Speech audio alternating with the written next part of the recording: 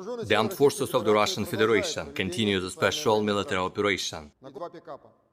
In Krasny Liman direction, Russian forces have eliminated over 120 Ukrainian personnel, 3 tanks, 2 infantry fighting vehicles, 1 armored personnel carrier, 3 pickups and 1 motor vehicle.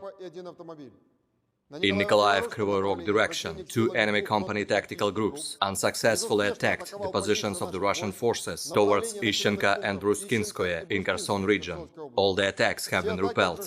Up to 130 Ukrainian personnel, 3 tanks, 9 armored fighting vehicles and 11 motor vehicles have been eliminated. Air defense facilities have destroyed 13 Ukrainian unmanned aerial vehicles near Oborotnovka, Kalinovka, Vladimirovka in Lugansk People's Republic, in Kharkov region, Sadok, Alexandrovka, Krynichanka, Kucherskoye in Kherson region, and Energodar in Zaporozhye region.